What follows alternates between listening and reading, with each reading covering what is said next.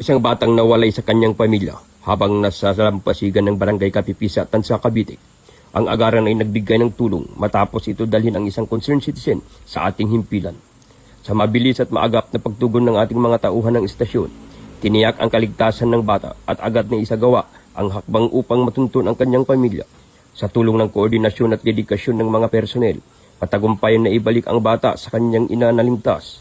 Ang aksidenteng ito ay patunay na kahalagaan at malasakit ng ating mamamayan at kahandaan ng kapulisan sa pagbibigay ng agarang serbisyo para sa kaligtasan ng bawat isa. Mahigpit na paalaala sa lahat ng mga magulang na tagapag-alaga, bantayan ng mabuti ang kanilang mga anak, lalo na sa mataong lugar tulad ng Dalampasigan. Ano gusto mo paglaki? Wow!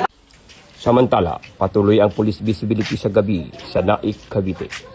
Bilang bahagi ng pinaigting na seguridad at nagpapanatili ng kaayusan ng komunidad, nagsagawa ng night patrol operation ang tauhan ng Southern Cavite Maritime Law Enforcement Team sa may barangay Labak, Naik, Cavite. Kasituwang ang ating Barangay Peacekeeping Action Team o BPATS at ang Barangay Service Point Officers o BSPO sa Barangay Labak, Naik, Cavite. Sir, bawal na po tayong mag-video, okay? Mula dito sa Regional Maritime Unit 4A, Cavite Maritime Police Station, ako po ang inyong PNN News Correspondent, Chief Master Sergeant Dan Dimasog, alagad ng batas, tagapagtaguyod ng balitang pulis